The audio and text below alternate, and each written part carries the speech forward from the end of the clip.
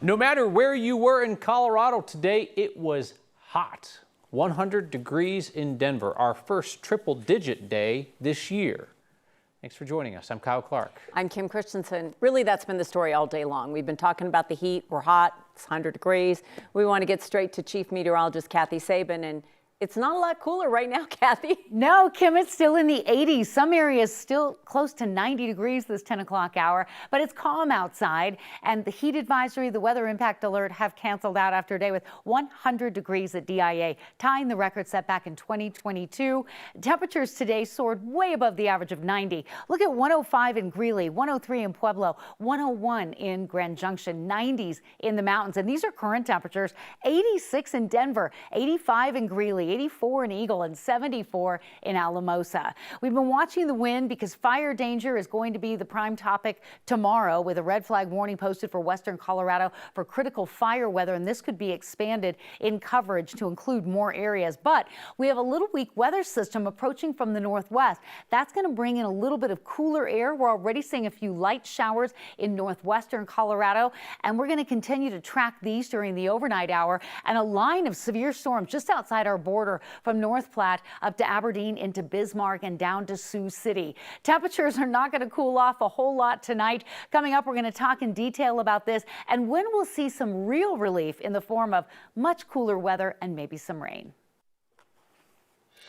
We're following breaking news on one of the hottest nights of the year. Thousands of people in Larimer and Weld counties are dealing with a power outage.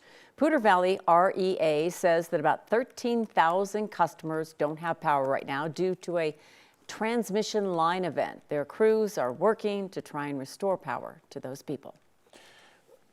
A dog has died. Another's being treated after being left in a hot car today in Brighton. Officers headed out to that call on North Cabbage Street just before noon. 136 degrees in the vehicle. 2 animals alone inside. One of the dogs died.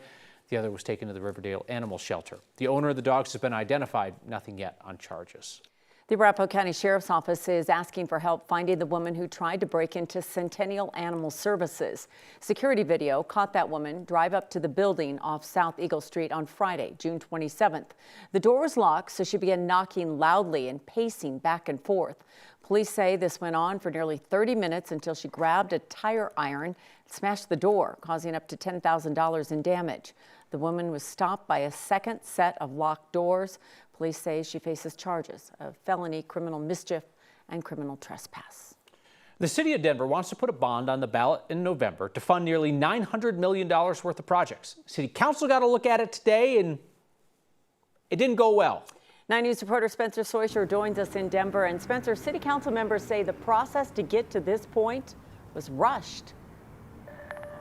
Yeah, maybe 100 degrees here in Denver today, but the city's Christmas-style wish list came out today. Ultimately, the mayor is going to review the bond proposal package that was shared today with the city council, but the city council needs to approve it to send it to voters in November. Yikes. Like a kid before Christmas, East Colfax Recreation Center. Denver city councilors made a big ol' wish list. We're asking for people just to be able to cross the street at Holly, at Monaco. Projects they wanted the city of Denver to include in its November bond package to voters. But this wish list has city council not so jolly. I am out of patience with this process. I am incredibly frustrated. I am incredibly angry. In this scenario, the bond committee and the city's finance department are Santa Claus, and the kids don't understand why Santa went off list. Come on. This is ridiculous. This just feels a little out of left field. I am disappointed. City councilors say they don't get why certain projects were picked over others, because the city's presentation didn't estimate how much each item would cost. It's a meaningless list. It was just tone deaf. From the pricing that I have seen for District 5 projects, it is out of whack. The mayor's office says the city's finance department was given a list with more than $6 billion worth of projects and could only deliver $800 to $900 million worth. Can't get everything you want, but the city councilors say they're getting projects no one asked for. The Montbello Rec Center did not show up on any of the list that we asked for. A Christmas wish list in July with a November deadline. And the city council wants the mayor's office and the finance department to take it back and try again. So I am begging you, fix this. Thank you. Understood. I reached out to the city's finance department tonight to try to hear more about these concerns. I didn't hear back from them. The mayor's office says the reason that the costs were not shown in the projects in the presentation is because they haven't been finalized yet. But the mayor's office says that the mayor's going to meet one-on-one with each of the council members to try to figure out their highest ranking or their highest priority projects going forward. Live in Denver, Spencer Soysher, 9 News. Douglas County's Republican commissioners are pushing back on public calls to apologize after a commissioner made a racist and baseless claim that their opponents are funded by the Chinese Communist Party. The opposition group he specified is led by an Asian American woman from Highlands Ranch. Cove voters just overwhelmingly rejected Commissioner George Teal's bid for more power for the commissioners through a home rule resolution. Teal claimed that the opposition group was the Chinese Communist Party meddling in county politics. Teal has presented no evidence of his claim. When I asked him for it, he asked if I had evidence that the opposition wasn't funded by the Chinese communists. This week, speaker after speaker at a public meeting called on Teal and the other commissioners to apologize. It is unacceptable to assume guilt or connection based solely on someone's race or ethnicity. I get it. We all look alike. But it is also entirely inappropriate and fails to uphold the standards expected by public officials. Commissioner Teal declined to apologize at the meeting, and he even scolded the people at public comment about truthfulness, saying that their comments should be factual and informed. A phenomenal risk of catastrophe. That is the warning an attorney sent to the Salvation Army more than a year ago over safety concerns at a Denver homeless shelter. They were warning about the sliding glass doors that led to unprotected ledges, the same kind of ledge that an 11-year-old fell from the 7th floor on Monday. The notice sent to the Salvation Army in February of 2024 described concerns with the sliding glass doors, that they opened, allowed water inside, and would not close properly. One of the highlights was that the sliding glass door would not close, and they had a child that was still crawling age, and so they were very concerned about the child possibly being able to fall out that door. Denver's health department sent an investigator and issued a notice of violation. That door was repaired within a month. This week, though, after the 11-year-old girl fell from the 7th floor, the city changed out the door locks on the sliding glass doors to ones with rivets that don't allow the doors to open past 4 inches. The Trump administration is going all in on the president's mass deportation plan. Newly released federal documents show private prison companies are ready to cash in by opening as many as 6 new detention facilities in Colorado. Documents obtained by the ACLU show that ICE has inquired about the potential of opening new detention centers in Colorado Springs, Hudson, La Junta, and Walsenburg. That Walsenburg location under consideration is this now closed private prison owned by Core Civic. The company told ICE the facility can hold more than 250 detainees. The town's mayor told us today he's less concerned with the politics or the ethics of mass deportations. He's just worried about giving a poor county an economic boost. I have to look at it economically because of the condition Walsenburg is in. It's sitting here. It is what it is. I'd rather have it full than empty, and I really doesn't matter with what to me. I mean, they're going to do it somewhere. We may as well take advantage of and have the economic boost that comes from it. The private prison company that owns the facility has said it could be up and running 120 days after they have a contract. 16th Street in Denver isn't the only one under construction in Colorado. Greeley is also tearing up its own 16th Street.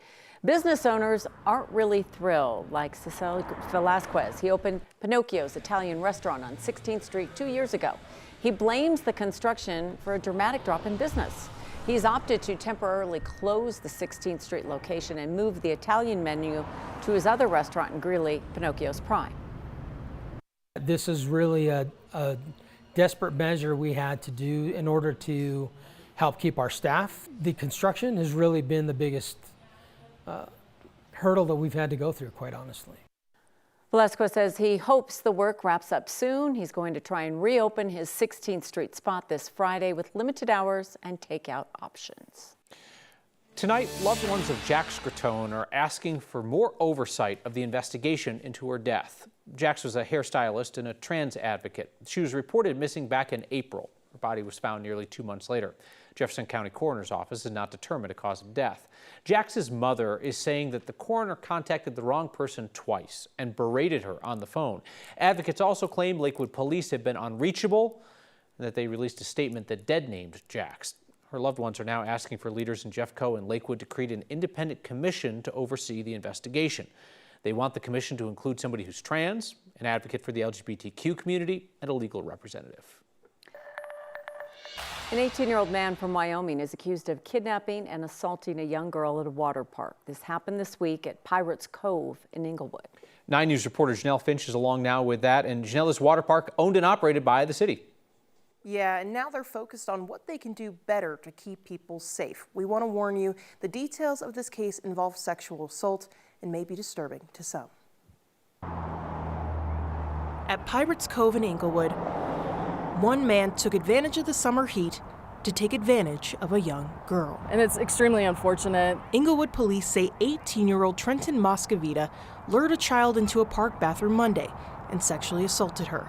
The city is responding to concerns around security. We'll take all precautions and ensure everybody has a good time and feels safe when they come into Pirates Cove. Christina Underhill is the director of Parks and Rec. She says she's upset such a horrible incident happened, but is appreciative park staff acted so quickly. And obviously the suspect was apprehended at the park before they even got a chance to leave. So I'm really proud of our staff for being as vigilant as they were. Court documents say Moscovita took the girl into a bathroom for approximately 9 minutes and wouldn't let her leave.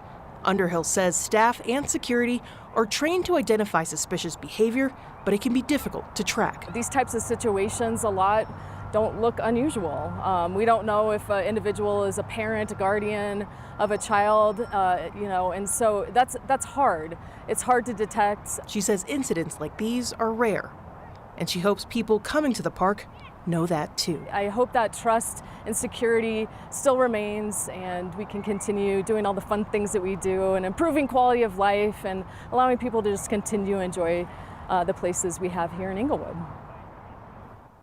Underhill says the family is in contact with police as well as a victim advocate from the city. She says this is just like any crime. If you see something, say something so the right people can address it as soon as possible. Janelle Finch, 9 News.